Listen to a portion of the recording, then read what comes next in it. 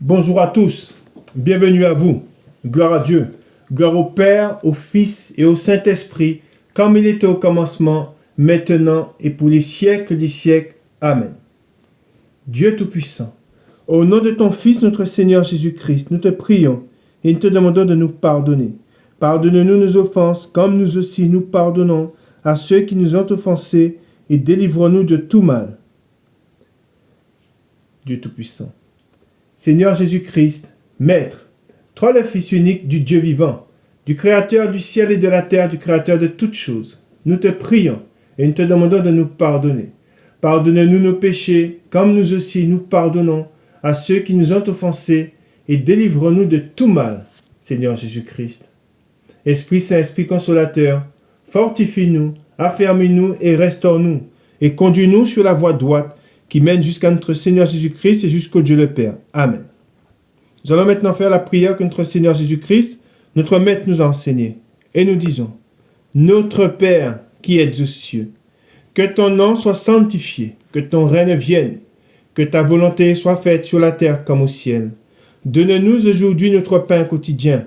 Pardonne-nous nos offenses, comme nous aussi nous pardonnons à ceux qui nous ont offensés, et ne nous induis pas en tentation, mais délivre-nous du malin.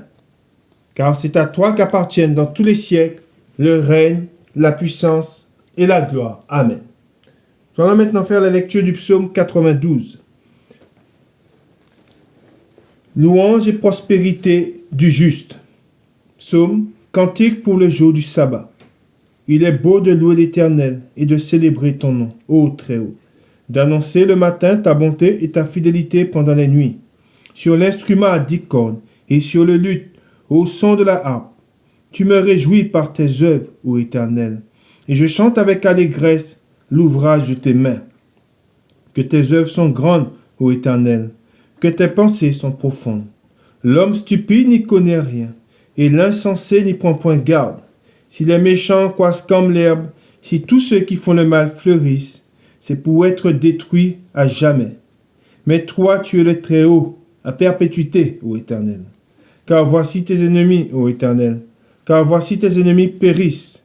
Tous ceux qui font le mal sont dispersés. Et tu me donnes la force du buffle. Je suis arrosé avec une huile fraîche. Mon œil se plaît à contempler mes ennemis, et mon oreille à entendre mes méchants adversaires. Les justes croissent comme le palmier. Ils s'élèvent comme le cèdre du Liban, plantés dans la maison de l'Éternel. Ils prospèrent dans les parvis de notre Dieu. Ils portent encore des fruits dans la vieillesse. Ils sont pleins de sève et verdoyants, pour faire connaître que l'Éternel est juste. Il est mon rocher, et il n'y a point en lui d'iniquité. Amen. Je vous donne le titre de la parole du jour. Le titre de la parole, craignez seulement l'Éternel. Amen. Je répète, craignez seulement l'Éternel.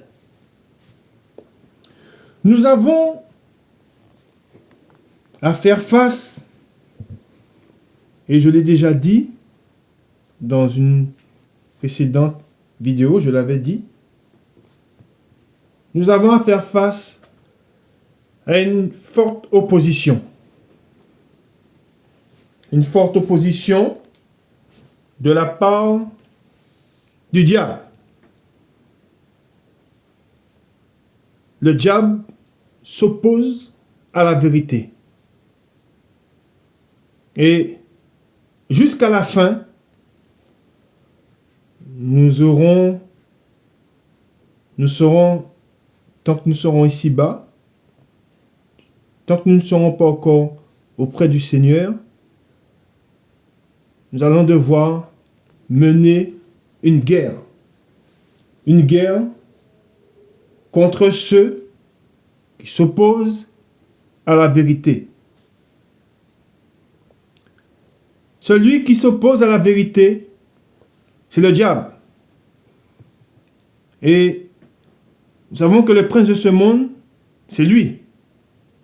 Et nous savons qu'il a ses enfants. Nous serons et nous sommes persécutés. Et nous savons que le Seigneur Jésus-Christ, il a servi Dieu jusqu'à la mort à la croix. Et il nous montre le chemin. Et c'est pour cela que le Seigneur nous dit, à travers les épreuves que nous aurons à traverser, il nous dit que cela ira jusqu'à notre propre vie. Et quand il parle de la vie, il parle de la vie de la chair, mais il parle aussi de ceux que nous aimons, de ceux que nous connaissons dans la chair. Quand j'ai rencontré le Seigneur, beaucoup se sont éloignés de moi. Et tous ceux qui ont connu le Seigneur, qui connaissent le Seigneur, ils savent que depuis qu'ils ont rencontré le Seigneur, beaucoup de ceux qui étaient proches d'eux se sont éloignés d'eux. Et ceux qui se sont éloignés d'eux, ça peut être des frères, ça peut être des sœurs, ça peut être pour certains des parents, et pour d'autres des femmes, leurs femmes, et pour d'autres leurs maris. Quand ils ont connu le Seigneur, ceux qui étaient au plus près d'eux ont pris de la distance. Et sachant qui nous a rachetés et sachant à qui nous devons plaire, tous ceux qui ont connu le Seigneur n'ont pas été dans la crainte de perdre ceux qu'ils connaissaient ou ceux qu'ils ont connus dans la chair. Ils ont préféré, c'est pour cela qu'il est dit dans la parole de Dieu, que celui qui voudra sauver sa vie la perdra, mais celui qui la perdra pour moi la retrouvera. Ils ont préféré être abandonnés par leurs frères, par leurs femmes, par leurs fils, par leurs filles, par leurs parents, pour suivre le Seigneur qu'ils ont rencontré. Et c'est pour cela que le Seigneur dit qu'il n'est pas venu amener la paix, mais il est venu amener la division. D'un côté, l'esprit qui est révélé, c'est l'esprit de vérité. Et d'un autre côté, l'esprit qui est révélé, c'est l'esprit du monde. C'est celui qui n'a pas l'esprit de Dieu, mais qui a l'esprit du monde. Et les deux, ne s'entendant pas, cela crée une division. Et le Seigneur nous dit, et c'est pour cela que je vous ai donné le titre de la parole, et c'est l'enseignement qui sera donné aujourd'hui. Et vous allez voir, il n'y a pas que... nous allons rencontrer beaucoup d'adversités.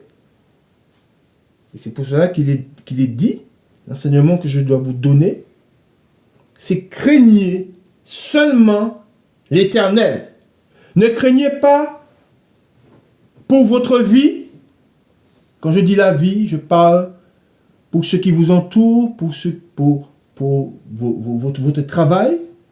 Vous ne devez pas craindre les hommes. Ne craignez pas ceux qui vous abandonnent. Il est préférable d'être abandonné par sa mère, par son père, par son frère, par sa sœur, par ceux qu'on aime, et ne pas être abandonné par celui en qui nous avons cru. Et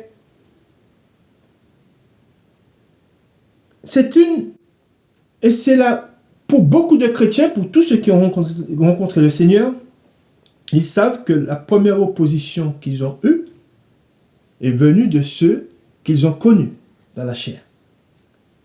Et ils ont persévéré, ils n'ont pas cédé à la crainte, et le Seigneur les a récompensés. Parce que pour certains de ceux qui se sont éloignés d'eux, quand ils ont connu le Seigneur, plus tard, ils sont revenus.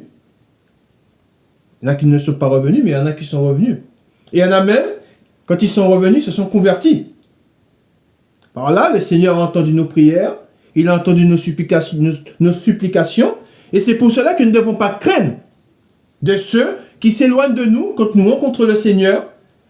S'ils sont pour nous, entre guillemets, et s'ils sont à Dieu, ils reviendront. Amen. Et cela nous rappelle qui? Pierre. Pierre était au Seigneur, il appartenait à Dieu. Il ne devait pas être perdu. Il est revenu. Quand il a renié le Seigneur, il était jusqu'à renier le Seigneur, il est revenu. Et Judas, qui n'était pas de Dieu, quand il est parti, il n'est point revenu. Et c'est pour cela que c'est très important de comprendre, et vous allez le voir, dans les mois, dans les semaines, dans les mois qui viennent, dans les années qui viennent, vous verrez que beaucoup de ceux qui disent aimer Dieu, vouloir suivre Dieu, et on se rappelle de ce que Pierre a dit, je te suivrai jusqu'à la mort, et on voit qu'il a renié le Seigneur, et beaucoup de ceux qui disent croire en Dieu, le renieront. Étant dans la fin, dans les dernières heures, dans la fin des temps, ceux qui le renieront dans les temps de la fin, pour beaucoup, ne reviendront pas vers lui.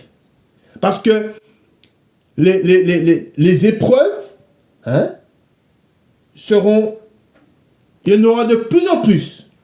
Et beaucoup, pour ne pas perdre leur travail, renieront le Seigneur. Pour ne pas perdre leur travail, feront ce qui est contraire à Dieu. Par là, ils le renieront.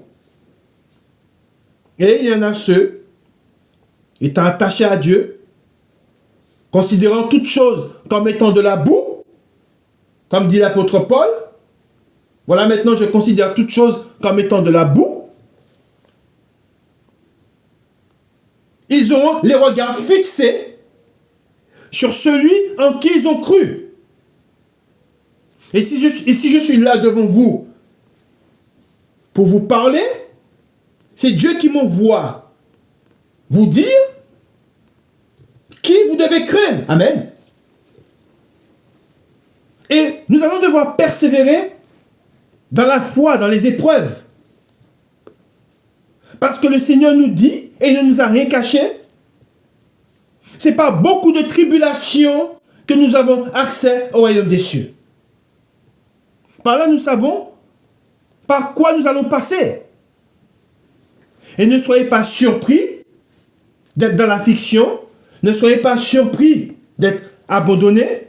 Ne soyez pas surpris si votre mère, si votre père, si votre enfant, si votre fils ou votre fille s'éloigne de vous. Vous savez, à partir du moment où vous avez cru en lui, vous savez en qui vous avez cru. Et je vous ai dit, il nous a montré l'exemple. Il a servi Dieu jusqu'à la mort, à la croix. Amen. C'est pour cela que je vous dis, et on va voir des exemples dans la parole de Dieu, on va voir ce qu'il est dit. Nous allons voir ce que le Seigneur nous dit. Nous allons voir ce que le Seigneur nous dit sur la crainte. À qui nous devons craindre? Le Seigneur nous dit, et cela est clair. Et c'est pour cela que aujourd'hui, beaucoup ont honte de parler du Seigneur. Or, le Seigneur nous dit, parlez de moi en toute occasion. Ils ont peur de parler du Seigneur au travail. Or, nous savons que étant dans les temps de la fin, nous sommes dans les temps de la fin, beaucoup souffrent en silence. Et nous devons porter ce témoignage, nous devons proclamer son Saint-Nom, afin de transmettre la vie à ceux qui sont morts. Et cela, peu importe où on est, et c'est pour cela que beaucoup, comme je vous dis, beaucoup de ceux qui se disent chrétiens, aujourd'hui, ont renié le Seigneur. Par leurs actes et par leurs paroles, ils ont renié le Seigneur. Et nous allons voir ce que le Seigneur dit à ce propos. Et c'est pour cela que je dis, ne craignez pas celui qui peut tuer la chair, mais craignez celui qui a le pouvoir de tuer la chair et l'âme et jeter les deux dans la géhenne. C'est celui que nous devons craindre. Et ne soyez pas surpris, et c'est très important, parce que je vous dis, vers quoi nous nous dirigeons? Ceux qui devront aller en captivité, iront en captivité. Ceux qui iront à la mort, iront à la mort. Et le Seigneur ne nous a rien caché. Il nous dit, nous serons persécutés. Nous serons persécutés Beaucoup de ceux qui seront persécutés parce qu'ils n'ont pas renié le Seigneur. Et encore une fois, Jésus-Christ nous a montré l'exemple. Et nous allons voir ce qui est dit dans la parole de Dieu. Il est venu pour proclamer la vérité et il a dû faire face à beaucoup d'opposition. Mais face à l'opposition, a-t-il renié le Seigneur? Non, il ne l'a pas renié, mais il a dit une chose. Qui me convaincra de pécher? Si je dis la vérité. Or, nous savons que nous avons vaincu, nous sommes vainqueurs par le témoignage. Amen. Au psaume 123, nous lisons à partir du verset 1. Cantique des degrés. Je lève mes yeux vers toi, qui sièges dans les cieux. Voici, comme les yeux des serviteurs sont fixés sur la main de leur maître, et les yeux de la servante sur la main de sa maîtresse, ainsi, nos yeux se tournent vers l'Éternel notre Dieu, jusqu'à ce qu'il ait pitié de nous. Aie pitié de nous, Éternel, aie pitié de nous. Car nous sommes assez rassasiés de mépris. Amen. Notre âme est assez rassasiée des moqueries des orgueilleux, du mépris des hautains. Mais, étant méprisé, nous savons que le Seigneur Jésus-Christ, il a toujours eu les regards fixés vers les cieux. Vers celui qu'il était venu pour honorer. Et il n'a pas eu peur du mépris. Il n'a pas eu peur, il n'a pas été effrayé par ceux qui se sont moqués de lui. Il voulait faire une chose, c'est être agréable à Dieu. Or, aujourd'hui, beaucoup ont peur, vous diront qu'ils ont honte. Qu'est-ce que le Seigneur nous dit? Celui qui me reniera devant les hommes, je le renierai devant mon Père. Celui qui aura honte de moi, j'aurai honte de lui aussi. C'est ce que ça veut dire. Et nous devons toujours avoir le témoignage, ce témoignage de ce qu'il a fait pour nous, dans la bouche et dans nos actes. Nous avons été esclaves du péché. Nous avons fait ce qui est mal aux yeux de Dieu. Aujourd'hui, nous savons qu'il nous a affranchis du péché.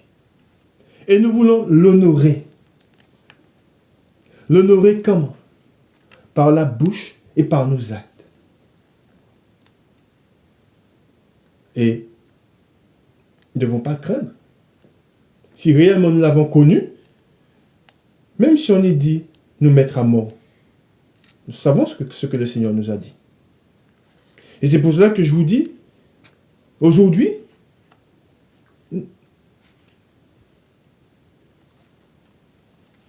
Ésaü, il a méprisé le doigt d'aînesse. Beaucoup aujourd'hui méprisent le Seigneur pour une vaine gloire, pour un travail, pour un ami, pour une femme, pour des amis, pour ceux qu'ils ont. Ils ont préféré renier le Seigneur ou ils se cachent pour une vaine gloire, pour la gloire des hommes. Ah, nous savons que nous sommes appelés à souffrir. Et pour beaucoup qui ont renié le Seigneur pour ne pas souffrir, soi-disant, ils souffriront. Ils souffriront. Ce n'est qu'une question de temps. Mais ils souffriront. Alors nous savons qui est mort pour nous. Nous savons qu'il a donné sa vie pour nous. Nous savons qu'il ne nous a pas reniés. Il ne nous a pas rejetés. Comme beaucoup nous rejetaient. Comme beaucoup nous méprisaient. Comme nous avons nous-mêmes un horaire. Lui, il ne nous a pas rejetés. Pourquoi craignez-vous? Pour votre vie, il l'a racheté. Vous craignez beaucoup, on la craint. La parole nous enseigne. Beaucoup n'ont pas la crainte de Dieu, mais ils ont la crainte des hommes. Beaucoup, ils agissent comme si, quand un homme parle, comme si c'était Dieu. Et ils sont là, à se prosterner, ils obéissent. J'ai un exemple. Ils obéissent aux ordres du roi. Mais ils n'obéissent pas au commandement de Dieu. Mais si le roi menace, alors nous savons qui menace, le diable. Si le roi menace, si le roi dit, si vous ne faites pas cela, si vous ne faites pas ci, vous n'irez pas à tel endroit, vous ne ferez pas ceci, ils le font, et nous verrons dans la fin des temps dans laquelle nous sommes, nous verrons ce qui s'en vient. Et ils se précipitent à faire la volonté du roi, de leur roi. Je dis bien de leur roi. Pas la volonté. Ils ne font pas la volonté du roi des rois. Mais ils font la volonté du roi qui se sont choisis. Alors, le roi qui se sont choisis, c'est un homme. Un homme. Un souffle. Alors, nous savons, quoi qu'on nous dise, quoi qu'on nous fera, nous résisterons avec foi. Et nous ne renierons pas celui en qui nous avons cru. Amen. Je vous ai dit, ils ont la crainte du roi qui se sont choisis. Alors nous savons que la seule crainte, celui que nous devons craindre, c'est Dieu, lui seul. Amen. Ne craignez aucun homme. Respectez les lois qui sont instaurées, car la loi n'a pas été faite pour le juste, par la loi des hommes. Elle n'a pas été faite pour le juste, mais elle a été faite pour le méchant. Pour celui qui ne respecte pas la loi. Celui-là, il sera pris, il sera mis en prison. Parce que c'est l'ordre de Dieu. D'accord? Mais qu'est-ce que Dieu nous dit dans 1 Samuel? Nous allons dans 1 Samuel, au chapitre 12, et au verset 24. Que dit Dieu? Il est écrit, craignez seulement l'Éternel. Je répète, craignez seulement l'Éternel et servez-le fidèlement de tout votre cœur, car voyez quelle puissance il déploie parmi vous. Amen. Et nous savons ce que le Seigneur a fait. Et que dit l'Éternel encore? Il dit, mais si vous faites le mal, vous périrez, vous et votre roi. Amen. C'est-à-dire que pour ceux qui ont fait ce choix, ils savent, tu sais ce qui est bien. Tu sais ce que Dieu te demande. Dieu te dit de le craindre et il te dit de le servir fidèlement. Et toi, tu diras, oui, mais mon roi m'a dit de le faire. Mais si ton roi te dit de faire quelque chose qui est contraire à Dieu, rejette ce que dit le roi que tu t'es choisi. Et honore le roi des rois. Honore Dieu, honore l'Éternel. Amen.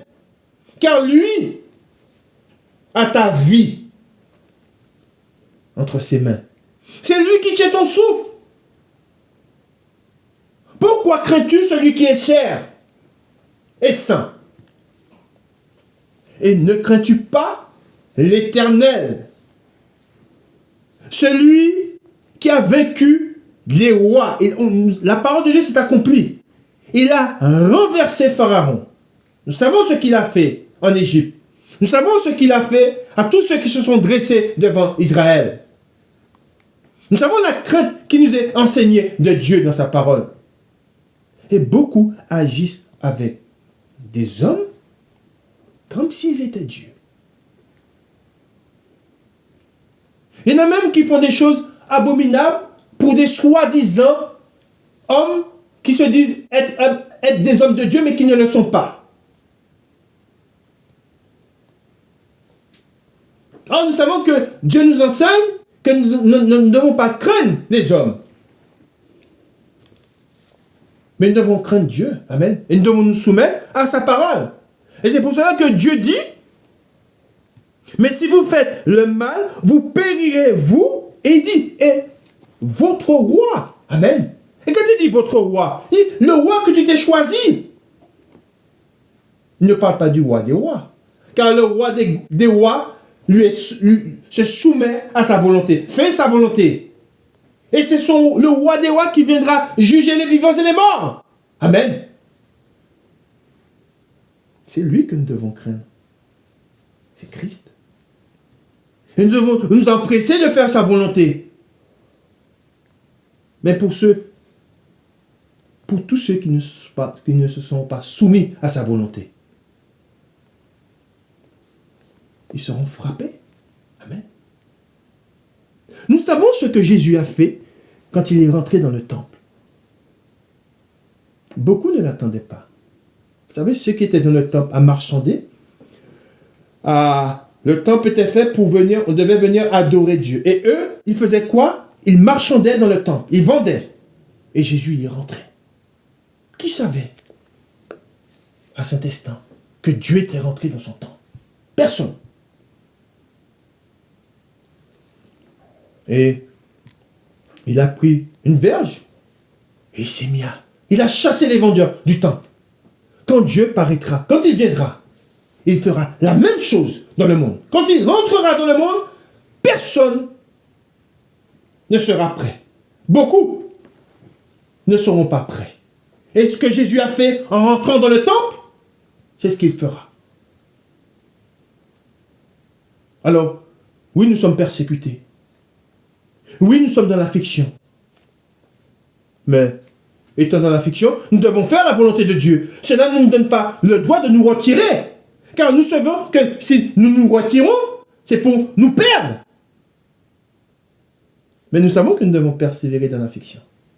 Amen. C'est ce que Dieu nous enseigne. C'est ce que Dieu vous enseigne.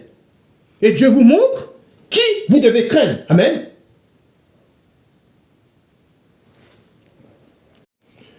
Dans Ecclésiaste, chapitre 7, Ecclésiaste, chapitre 7, et au verset 18, il est écrit, « Écoutez bien, petits et grands, retenez l'instruction, car c'est pour votre vie, et c'est pour le salut de votre âme, car Dieu vous dit qui vous devez craindre. Ne craignez pas les hommes. Ne tremblez pas devant les hommes, mais tremblez devant Dieu. » Il est écrit dans Ecclésiaste chapitre 7, « Il est bon que tu retiennes ceci et que tu ne négliges point cela. Car celui qui craint Dieu échappe à toutes ces choses. La sagesse rend le sage plus fort que 10 chefs qui sont dans une ville. » Amen. Voilà ce que nous dit Dieu.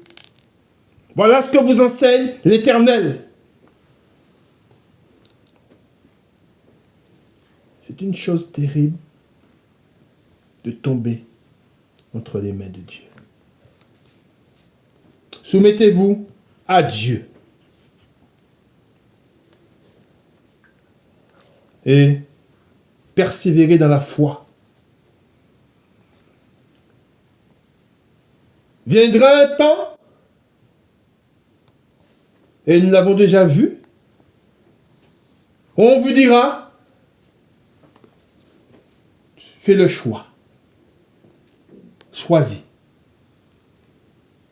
Ce temps est venu où on nous disait, et c'est pas fini. Le diable, je vous ai dit, le diable, il agite le fouet. Il agite la peur. Il dit, si tu ne fais pas ça, voilà, tu n'iras pas à tel endroit, tu ne feras pas ci, tu ne feras pas ça, tu n'auras plus de... Nous allons voir ce que la parole de Dieu nous dit. Nous allons devoir résister. Et Dieu nous prépare à cela. Mais beaucoup de ceux qui ne vont pas à l'instruction, vous verrez, ils seront pris dans le filet de l'oiseleur. Parce qu'ils n'ont pas été à l'instruction. Alors ils tomberont. Et Dieu nous dit, beaucoup. Écoutez bien ce que je vous dis. Beaucoup tomberont. Beaucoup. Dans Ésaïe, nous allons dans Ésaïe au 66, le verset 15.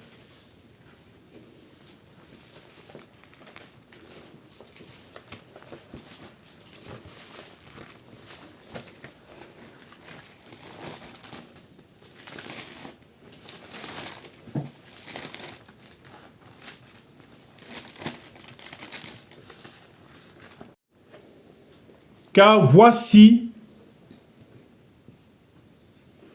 Ésaïe 66, le verset 15, car voici, l'Éternel arrive dans un feu, et ses chars sont comme un tourbillon.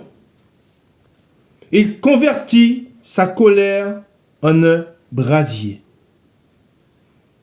et ses menaces en flammes de feu. C'est par le feu que l'Éternel exerce ses jugements. C'est par son glaive qu'il châtie toute chair. Et je vous ai dit quoi tout à l'heure? À l'instant, je vous ai parlé. Que dit Dieu? Et ceux que tuera l'Éternel seront en grand nombre. Voilà ce que dit Dieu.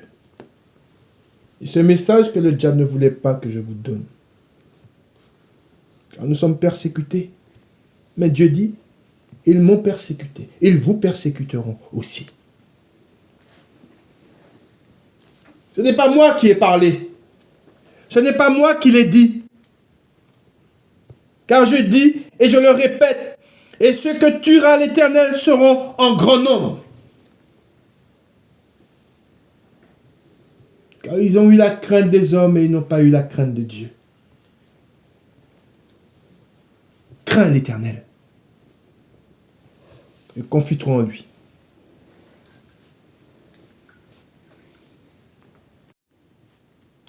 Je sais en qui j'ai cru. Et aujourd'hui, pour celui en qui j'ai cru, je considère toute chose comme étant de la boue. Jusqu'à perdre ma propre vie. Je considère ma vie à moi. Je la considère comme étant de la boue. Elle n'est rien. Ce que je veux, c'est faire l'œuvre de Dieu. Et quand j'ai connu le Seigneur, après l'avoir connu, j'ai beaucoup souffert. Aujourd'hui encore, je souffre. Parce que je vous ai dit, nous faisons face à une forte opposition. Vous ferez face à une forte opposition. Si vous servez Dieu avec un cœur sincère, vous aurez à faire face à une forte opposition. La Paul dit, Satan nous a empêchés. C'est moi qui l'ai dit. Il dit, Satan nous a empêchés.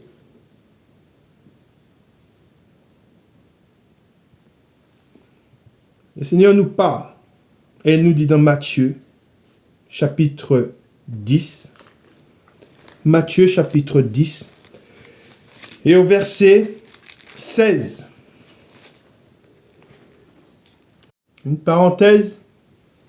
Vous serez retranchés, l'heure vient où vous serez retranchés pour votre foi.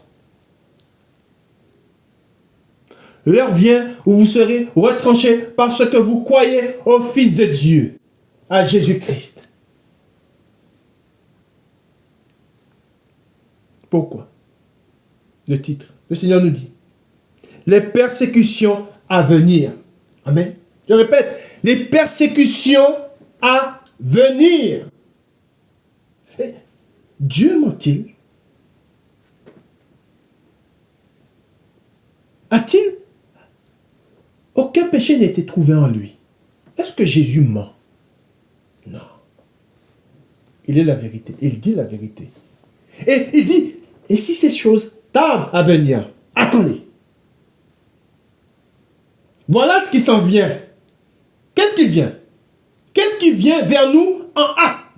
Car Dieu dit, je hâterai ces choses. Amen. C'est écrit dans la parole de Dieu. Je hâterai ces choses.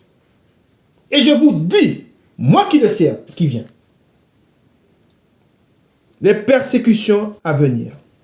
Il dit, voici, je vous envoie comme des brebis au milieu des loups. Pourquoi il dit, voici, je vous envoie comme des brebis au milieu des loups? Parce qu'il nous a rachetés. Nous nous appartenons plus à nous-mêmes. Nous sommes devenus ses instruments. Et l'Esprit fera ce qu'il veut de ceux qui appartiennent à Christ. Et nous sommes là pour le servir, pour témoigner, pour éclairer ceux qui sont dans les ténèbres. C'est tout simplement ça. Tu ne t'appartiens plus à toi-même si tu crois en Jésus-Christ. Il t'a racheté, tu lui appartiens. Il a un droit sur toi. On a vu le psaume. Comme le serviteur a les yeux fixés sur la main de son maître. Comme la servante a les yeux fixés sur la main de sa maîtresse. Ainsi, j'ai les yeux fixés. Nous sommes des serviteurs inutiles. Tu es appelé à le servir.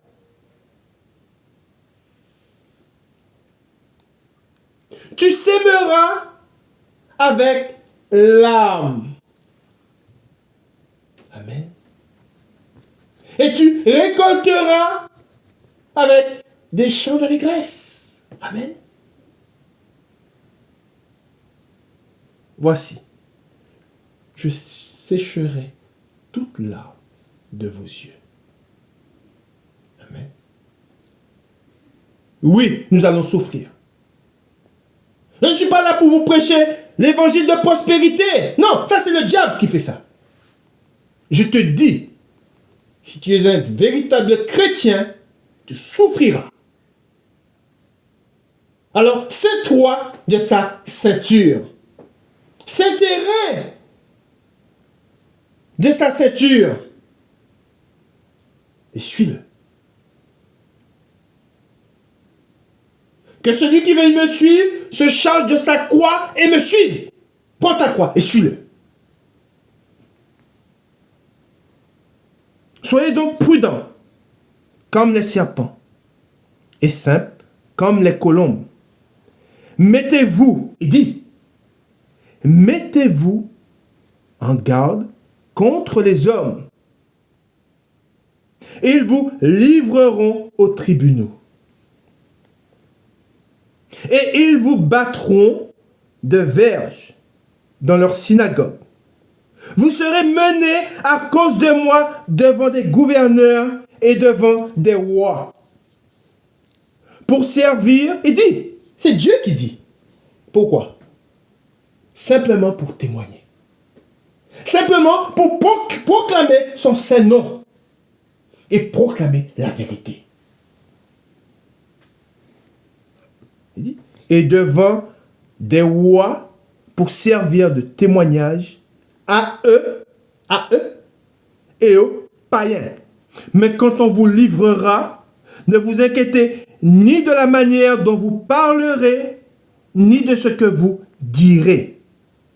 Ce que vous aurez à dire, il dit, parce que nous ne nous appartenons plus à nous-mêmes. Et il dit, ce que vous auraient à dire vous sera donné à l'heure même. Car ce n'est pas vous, il dit, parce que tu ne t'appartiens pas à toi-même. Il te dit, car ce n'est pas vous qui parlerez, c'est l'Esprit de votre Père qui parlera en vous. Amen. Voilà. Est-ce que Dieu ment? Non. Dieu, il est vivant, il n'est que vérité. Voilà ce que Dieu nous dit. L'opposition sera vraie. Et elle viendra de toutes parts.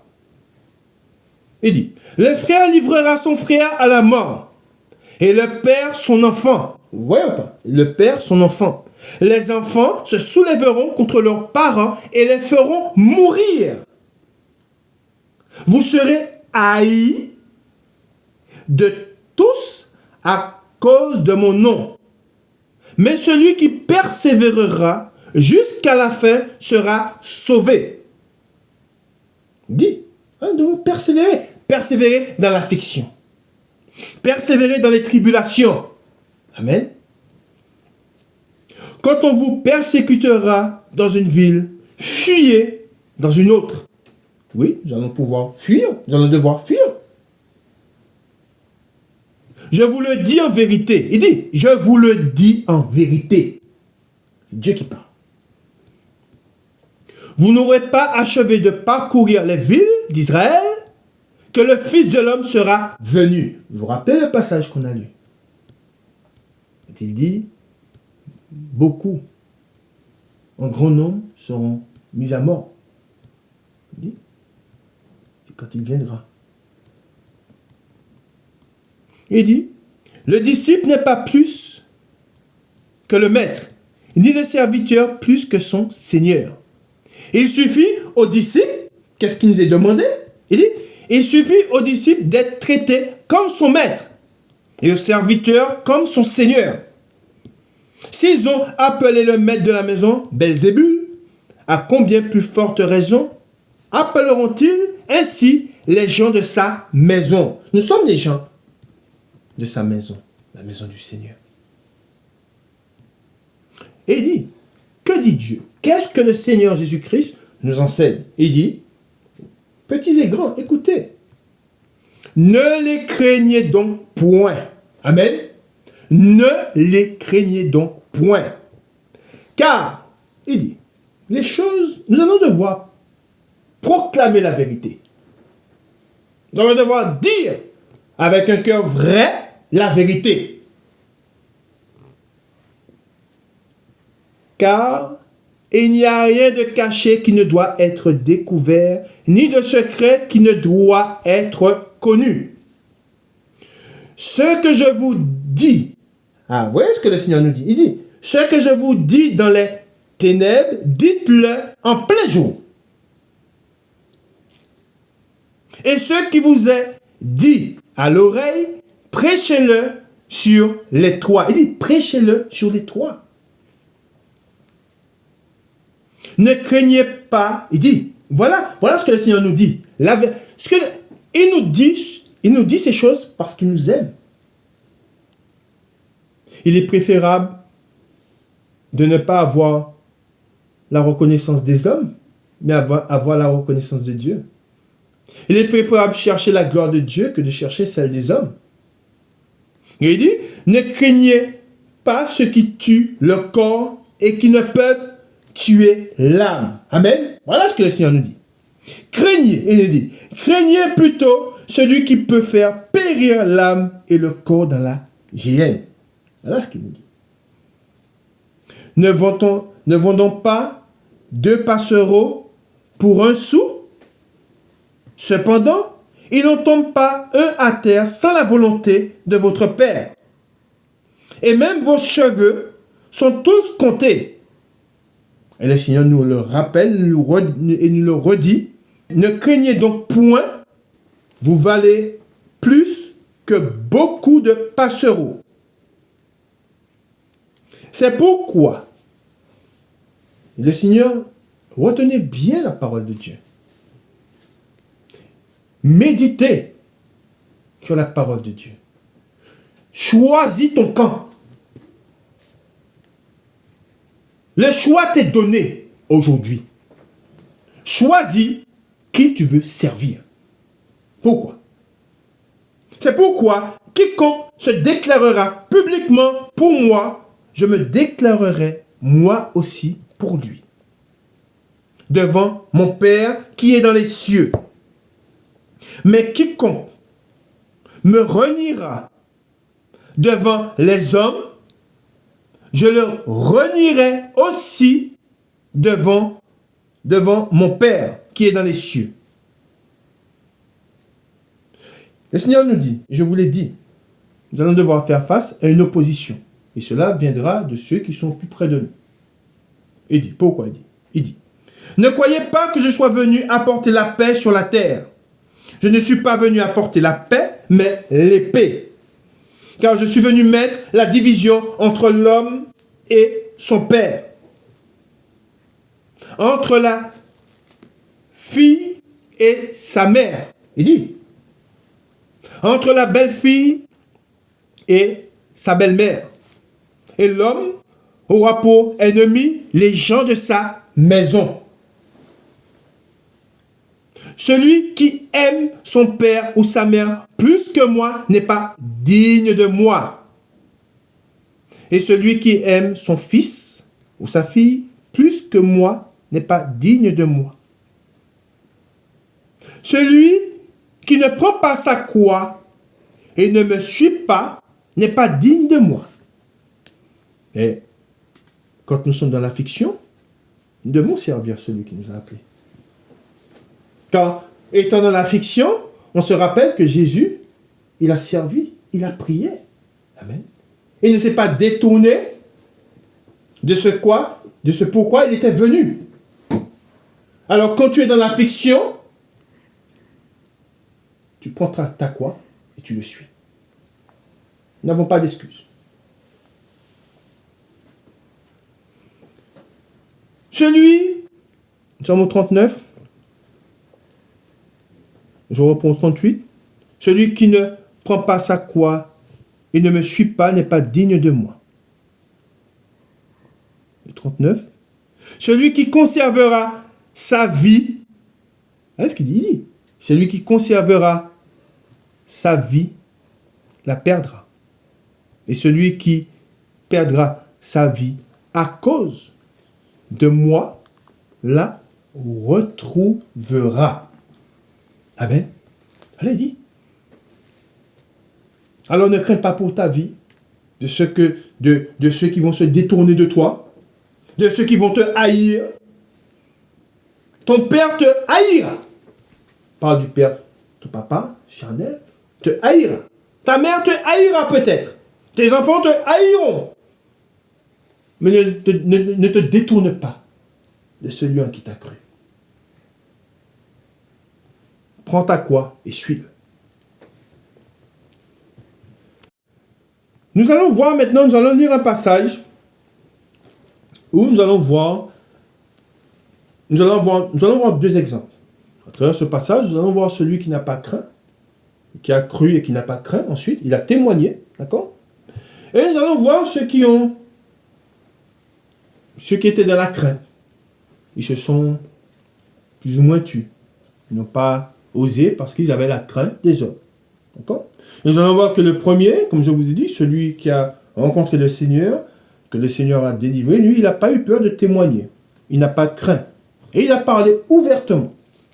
Et aujourd'hui, je vous ai dit, beaucoup de chrétiens ont même peur. Je ne sais pas, quand si je suis confronté au mensonge, peu importe qui tu es, tu peux être le roi, hein, tu peux être, je ne sais pas, président, voilà.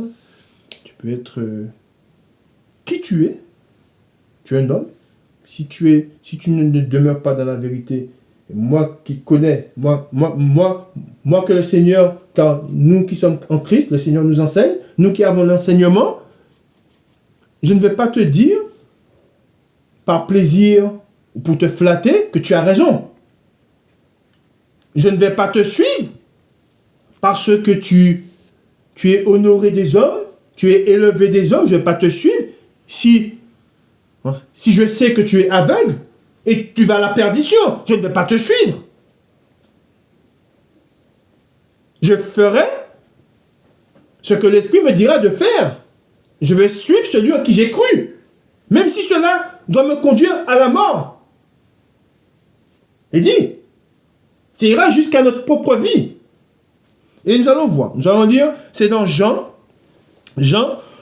au chapitre 9, Jean, le chapitre 9, et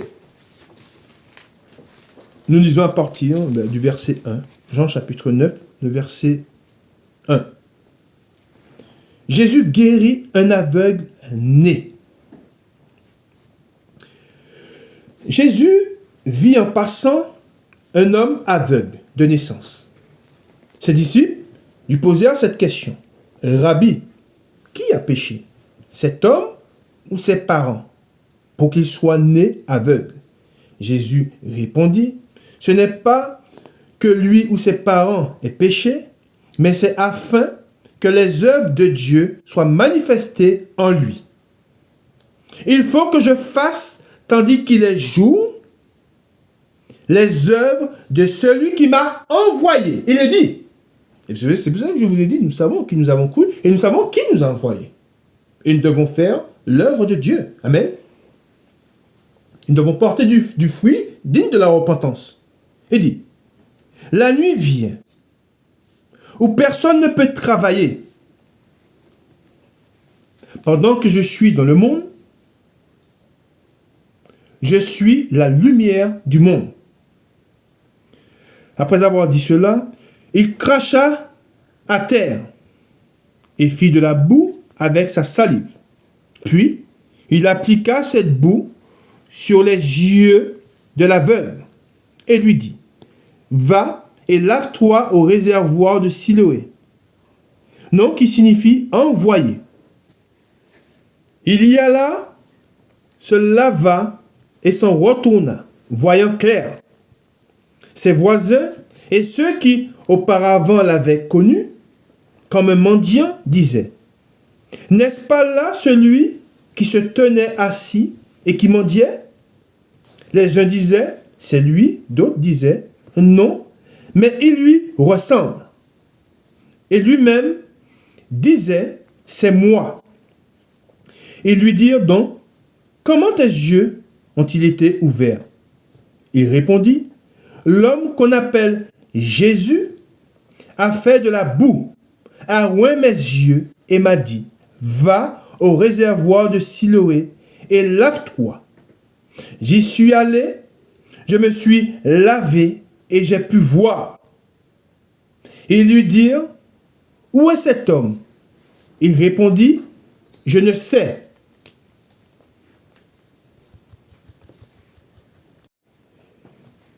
Ensuite, au 13, il est écrit, ils menèrent vers les pharisiens celui qui avait été aveugle. Amen. On dit, vous serez conduits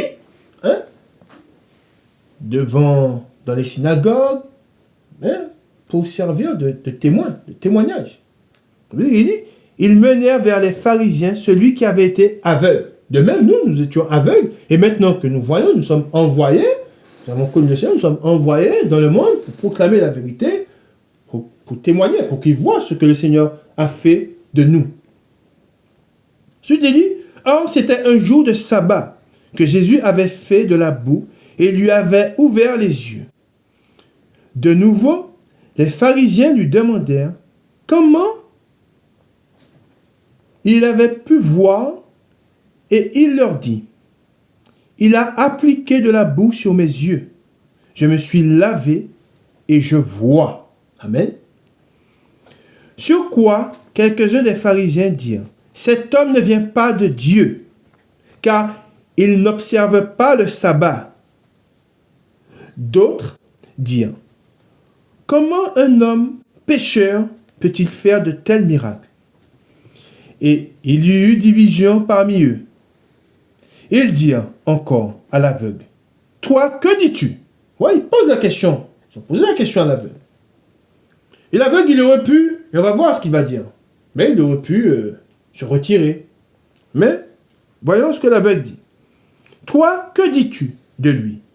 Sur ce qu'il t'a ouvert les yeux. Il répondit, c'est un prophète. Amen. Il dit la vérité. Pas. Les Juifs ne crurent point qu'il avait été aveugle et qu'il avait pu voir jusqu'à ce qu'il ait fait venir ses parents. Là, il faut venir les parents. Et dit, et ils les interrogèrent, disant, est-ce là votre fils que vous dites être né aveugle? Aveugle? Comment donc voit-il maintenant? Voyons la réponse des parents. Ses parents répondirent, nous savons que c'est notre fils et qu'il est né aveugle. Mais comment il voit maintenant ou qui lui a ouvert les yeux, c'est ce que nous ne savons. Interrogez-le lui-même. Il a de l'âge. Il parlera de ce qui le concerne. Et qu'est-il écrit au 22? Il est dit, ses parents dirent cela, il dit, lisez, dit, ses parents dirent cela parce qu'ils craignaient les Juifs. Car les Juifs avaient déjà convenu que si quelqu'un reconnaissait Jésus pour le Christ, il serait exclu de la synagogue. Amen. Est-ce que vous voyez ou pas? Ça veut dire que, comme quoi que des gens cherchant la gloire des hommes, ils ont préféré, par crainte, ne pas témoigner. C'est ça. Et on voit qu'il est dit, ses parents dirent cela parce qu'ils craignaient les Juifs. Amen. C'est comme si nous, aujourd'hui, nous sommes face à des religieux, des prêtres catholiques, ou des idolâtres, ou des religieux, et on nous pose la question de ce que le Seigneur a fait pour nous. Et nous, voyons la foule, voyons leur colère, leurs menaces, nous disons, mais il n'a rien fait pour moi. Je ne l'ai jamais connu. Je ne le connais pas. Il est mort. Il n'est pas ressuscité, il est mort. Par ses paroles, vous reniez le Seigneur. C'est la vérité. Ensuite, il dit, au 23, c'est pourquoi ses parents dirent, il a de l'âge, interrogez-le lui-même. Bien compris ou pas? Oh, ils savaient. Mais ils ont préféré dire, refiler entre guillemets, la bassine d'eau en disant, demandez-lui lui-même.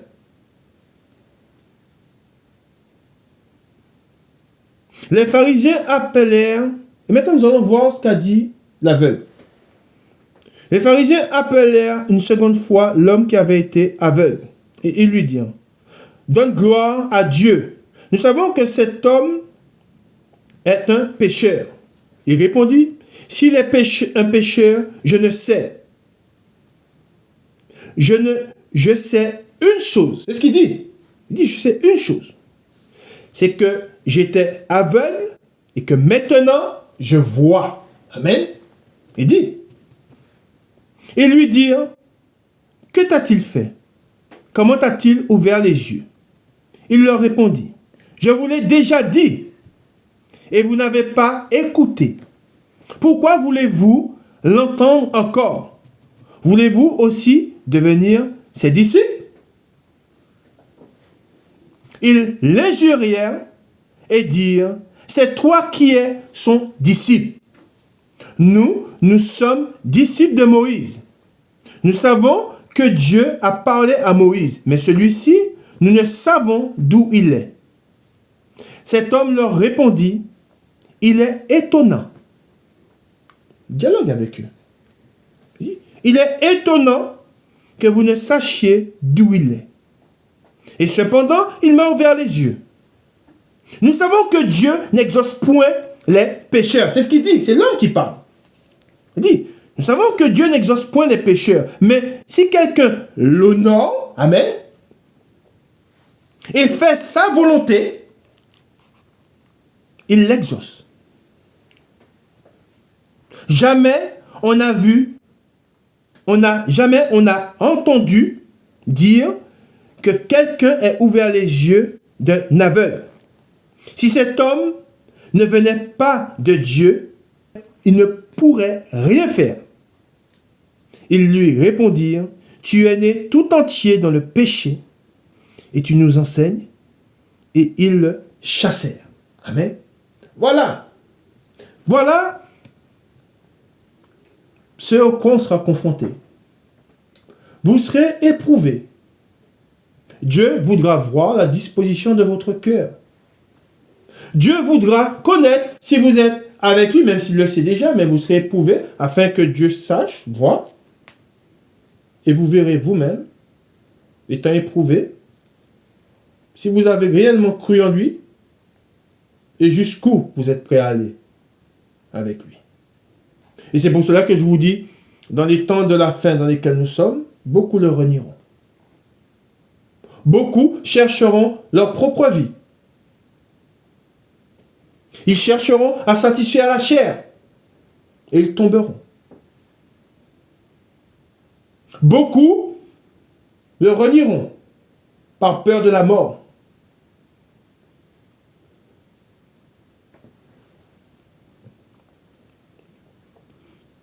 Nous allons voir maintenant la réaction de Jésus. Jésus apprit qu'il l'avait chassé. Et l'ayant rencontré, il lui dit, « Crois-tu au Fils de Dieu ?» Et il répondit, « Et qui est-il, Seigneur, afin que je croie en lui? Tu l'as vu, lui dit Jésus. Et celui qui te parle, c'est lui.